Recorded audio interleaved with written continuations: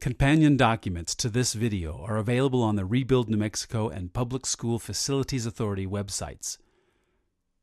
Look for links to the PSFA Energy Management Program, then the title of this video, Changing Behaviors for Energy Savings.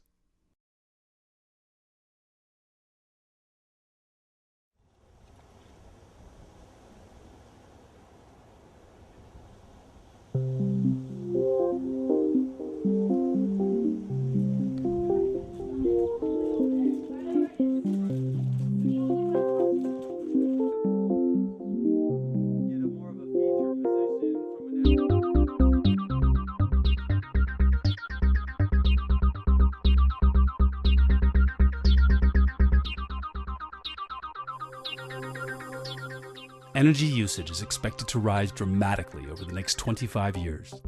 According to the Department of Energy, electricity demand in the U.S. will grow by at least 40% by 2030. New Mexico is already closing in on its current maximum capacity and will soon need to consider new sources. What kind of sources will they be, and how will they impact the environment? How much more will the energy cost? For New Mexico's schools, we know budgets will continue to be strained as energy costs increase, so we simply need to find ways to reduce our energy use. Incredibly, the Department of Energy has estimated that 25 to 30% of all energy used in public schools is wasted. How does your school contribute to that statistic? Chances are you have developed habits at home to conserve energy, because there's a direct relationship between your energy use and the bills you pay every month. At school, however, you don't see the bill, so there is naturally much less incentive to think about energy use. Starting today, reducing energy costs will depend on how leadership establishes policies that actively encourage effective, long-term conservation behaviors. It will depend on how teachers and staff view and modify their habits in favor of conservation.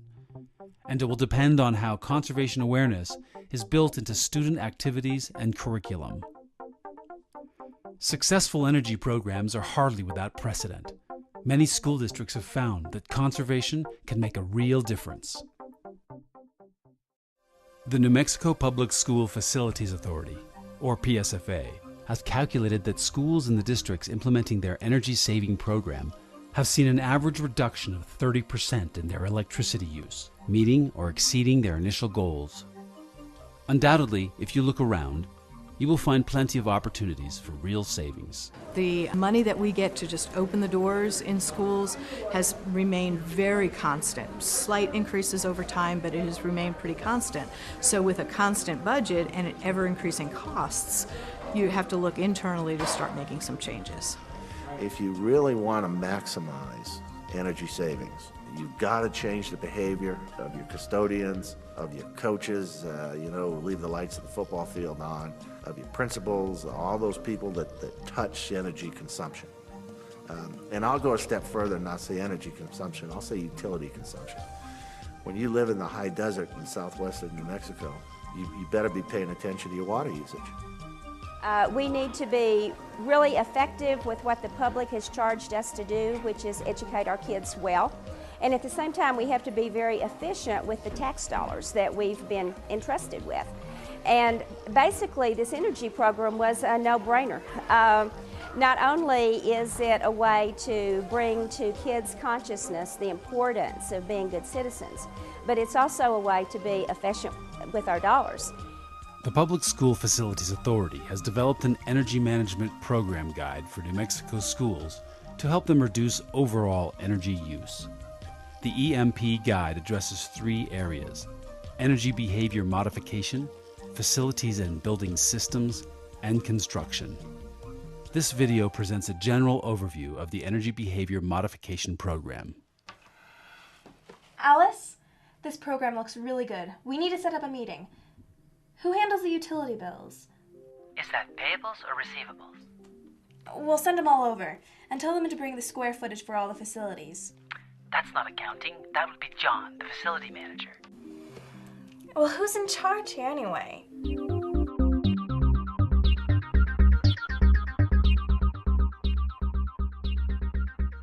An energy program is most successful when district leadership supports it, and that support is usually expressed in a policy. But energy programs can get started in many different ways. If district leadership drives the effort, policy can either be started from scratch or existing policy can be modified. Frequently, schools or teachers independently start their own energy practices, which quickly get noticed by leadership when they're successful. We have a policy advisor who actually helps us make sure that our policies are legal and equitable and all of that kind of thing. We looked at a lot of model policies that districts have adopted. Again, I also don't believe in reinventing the wheel. And so in looking at what other districts had done, we came up with a policy that our board was more than happy to adopt. It's a very short policy.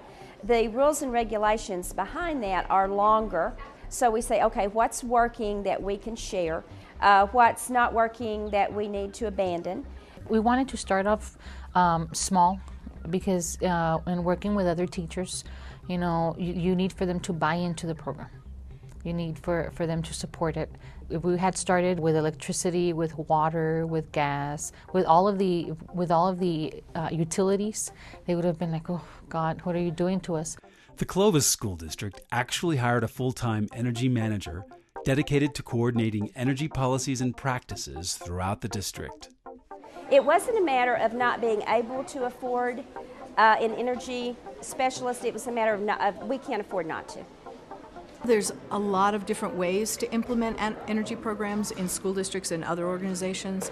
I think one of the most important lessons we learned is find your champions. Find the people in your district that are passionate about saving energy and conserving resources, because they're going to be your most important leaders as you go forward. Leadership needs champions and their commitment.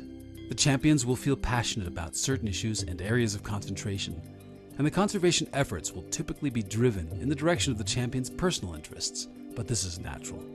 It is also why the energy programs at every school and district take on their own character.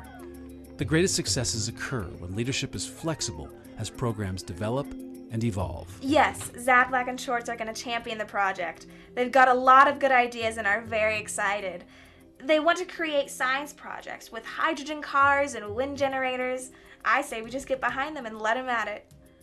With the support of leadership, an energy team is assembled that generally starts with principals and champion teachers. In addition, custodial staff, facility managers, and other relevant personnel may also participate, especially if they are passionate about energy issues. Leadership may also commit to modifying facility design guidelines so that emerging technologies are evaluated before building new facilities. Some districts have successfully integrated these guidelines into their energy policy, and architects are even using energy policy's performance standards to guide their design.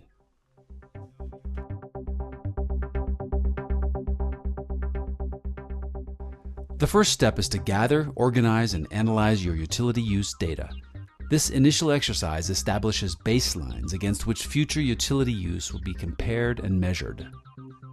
Planning for improvement can begin after your energy team has identified opportunities for savings, such as inefficient or high-use buildings or peak periods and costs.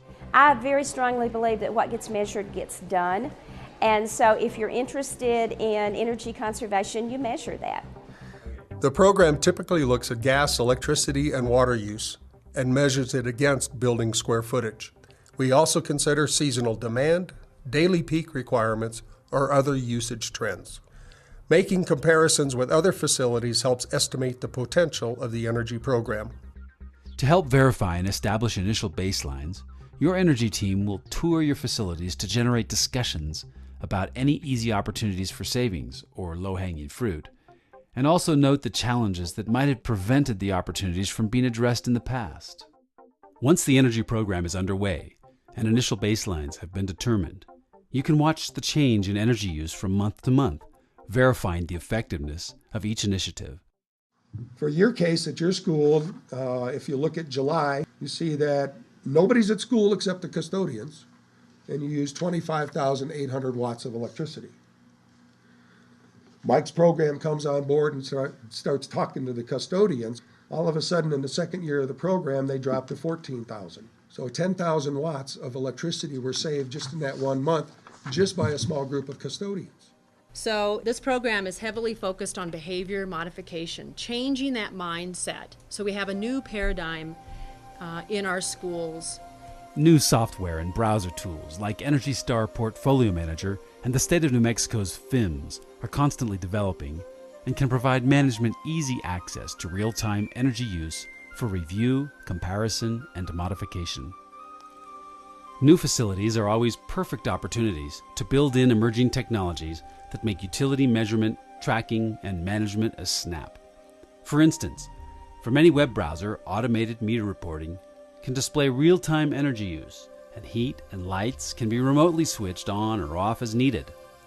Even though the initial investment can seem high, the savings in both labor and energy costs often result in unexpectedly short payback periods, especially assuming continued price increases for energy. Even more importantly, all champions, including principals and teachers, must have ongoing access to their school's utility use data. This allows them to get feedback about the impact of their conservation efforts and initiatives. We're big believers in data, and if the data tells us it's working, we try to share that. If the data tells us it's not working, we try to abandon that. And that's one of the ways that we got kids involved, is what the data was showing us is in schools where kids are very involved, it's working more effectively.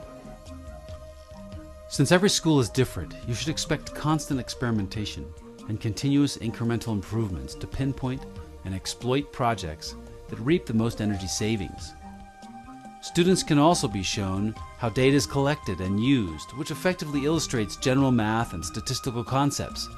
Kids can learn things like how to read and understand meters and bills, how to chart data over time, and develop an understanding of averages, medians, and other simple statistical concepts, even at an elementary school level. Looking at this graph, who can tell me the average kilowatt hour usage this year at our school? Anybody? Come on, my students are anything but average. Okay.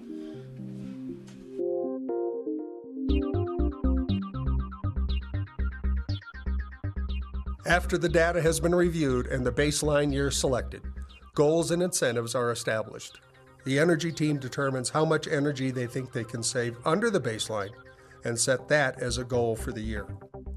Incentives are typically authorized by the superintendent and designed so that any energy savings under baseline will result in a quarterly reward.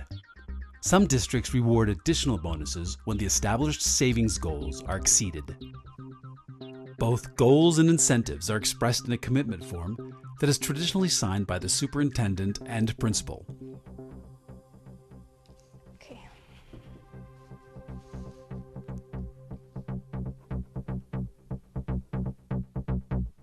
With the commitment form signed, the energy team meets and can use the Team Tips Guide to determine roles, responsibilities, and action items that will help them achieve their goals.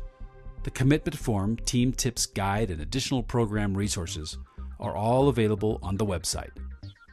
So find those champions. They're passionate about this topic and they'll help move you forward a lot faster than trying to force people who are not interested in this topic to do the work. This program does not add costs to the school budget. It is instead designed to free resources for educating.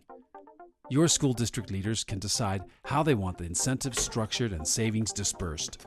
Money saved by conserving can be returned to the schools to purchase educational supplies, higher efficiency lighting, light sensors for rooms where traffic is irregular and infrequent, and many other low-cost, high-payback investments. As each initiative becomes more visible and effective, energy awareness increases, encouraging still more initiatives to be implemented. When we first started, I was a little skeptical because I like to think of myself more of a realist. And I thought, how am I going to change behaviors? But so far right now, I think we met our goal and we've probably exceeded it. We saved quite a bit and I'm very impressed with the program. I'm very impressed with the teachers and with the students. While incentives are at the discretion of the senior leadership, They are most effective when developed for those who actually use the utilities. There's two basic groups of people at a school that use the electricity and control it: the teachers and the custodians. So providing those incentives back to those people, not in their paycheck obviously, but in making their job easier, will also get their buy-in on this. If you can prove to my principals, which are a skeptical lot, that they can in fact do this, and it will in fact help their curricular effort, save the district money. But I firmly believe that the only way to make the program really work is to give them a cash incentive like Clovis does, like Albuquerque Public Schools do. The APS School Board hosts an annual Energy Awards ceremony for the schools that have the greatest energy savings from year to year. APS supplements the quarterly rebates with a bonus of $1,000 for high schools, $750 for middle schools, and $500 for elementary schools.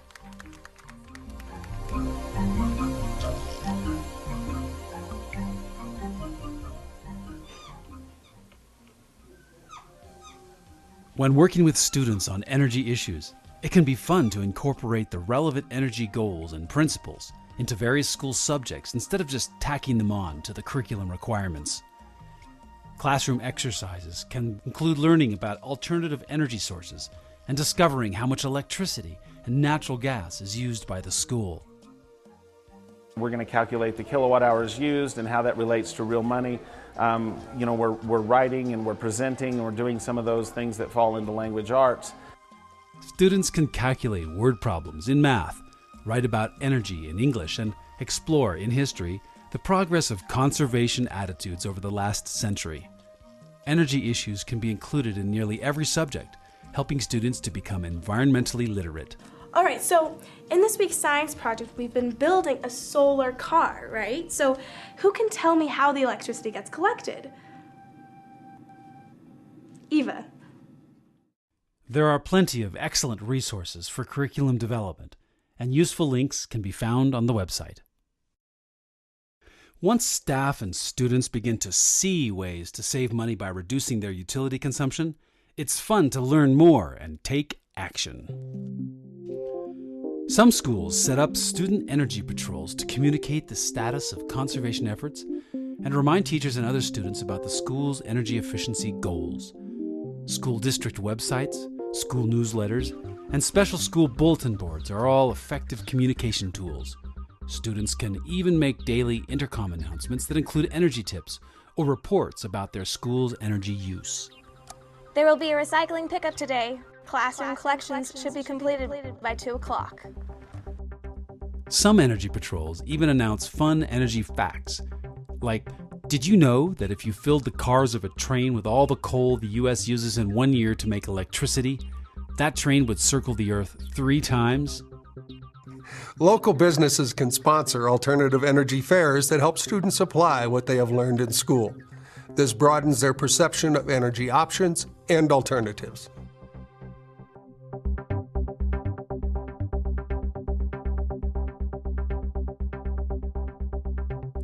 There are numerous ways to inform everyone about current energy use and the progress being made towards the team's energy-saving goals. Everyone needs to become aware of utility use, from the senior leadership to the students in the classroom. Students can take turns reading the electric meter or reviewing the monthly utility bills. Okay, what's the electric bill? $27.55. Gas? What my energy patrol did, the gifted kids were in charge of looking at the data the energy monitors collected from their own classroom by way of energy charts and checklists and things like that. And then we came back and pulled the data and came to my room and graphed it. And we knew what every teacher was doing and every part of the school was doing, or the office or the cafeteria. Regular meetings are scheduled by champions and team leaders to periodically compare results against original baselines. Some schools and districts are creative about how they measure and evaluate. At my administrators meeting, the first meeting of the year this year, we handed all of the principals a card. The red cards were schools that had not saved as much energy, and the green cards were schools that had exceeded those goals. So we just try to keep it always in the forefront. Right now, the biggest part of our paper hack is electricity. We're seeing a big response in the cutting down of our air conditioning, our lighting, our heating, because we have a lot of electric-based heaters out there, and teachers are learning that when they're not in an area, they're turning things off. On our holiday breaks, they make sure that they shut everything down. They unplug things. They unplug their computers. They unplug personal refrigerators and microwaves. And it's a great way to really maintain that emphasis, because electricity is the big cost, and then everything else follows. Our principals meet together once a month with just them, without me, without anybody to stifle their conversation. They talk about a myriad of things, and one of the things that they, not every meeting, but that they sometimes talk about is, what are you doing to continue to be effective and efficient with your energy use? Regular team meetings provide a forum to get updates on current activities and their impact, share lessons learned, and consider new opportunities. Reviewing the ideas provided on the Team Tips Guide helps the team stay focused on the energy conservation methods and developments within the school, district, and community. Materials can also be developed, like newsletters and web pages, that keep the information flowing to all stakeholders. Communicating with all the stakeholders is the key to success.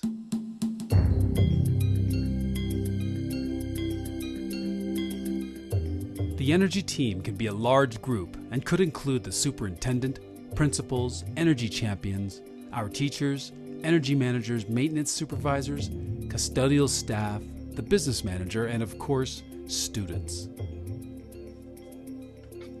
At the start of the program, your team collaborated to determine the goals and incentives for savings.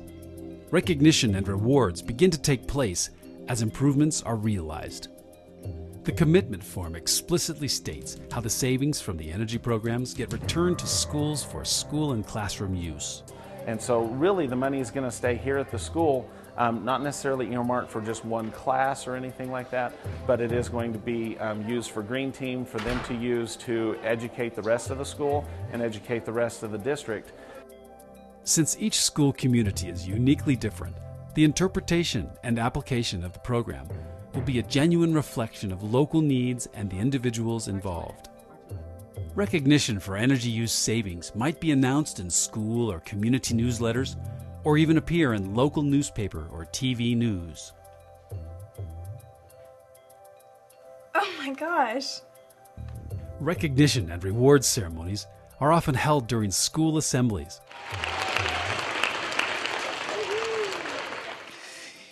I want to thank you guys for having such a great team here. These guys have really made a huge improvement in this school. The reason I'm here today is to reward these guys. I have a little check I want to give them, and I want to tell them that they've done a great job. Guys, I want to present you with a check for $1,000. They have done such a great job here conserving energy, turning off the lights. They are probably the best green squad in the whole state of New Mexico, and you guys need to have a great set of hands here. Mayors have even proclaimed special days to give public recognition to the most successful school energy-saving programs. The primary reward for students is learning about realistic energy-saving activities that can measurably reduce energy use. But the pride they feel in helping to reduce school energy costs is also a significant reward. We made a big deal out of it, and the kids in the classrooms, the kids that got recognized, really were very proud of what they were doing, and they talked to other kids in other classrooms about, they would show them their medals, and that way they encouraged each other on saving energy. Not only can students learn from curriculum that includes energy concepts, but they can also develop communication and leadership skills through public speaking and group presentations. With improved self-esteem and confidence, students are more enthusiastic when participating in community service and other efforts that positively impact the community as a whole. Thanks, Rachel. With everyone doing their part, schools can witness dramatic utility savings. When electrical and natural gas use is reduced at our schools through everyone's conscientious effort, the savings can be reinvested to improve our schools, districts, and communities. And the conservation habits often travel home. Some parents also reported that they had seen that they were, as a family, they got more conscious about their energy consumption, and they had seen some changes in their electric bills. So that was very positive. In the long run, benefiting from savings by reducing energy use is only one part of the equation. As population continues to increase, so will demand for energy resources. Teaching our children now to understand and practice wise energy use gives them tools to help them negotiate the energy challenges they will most certainly face in the future.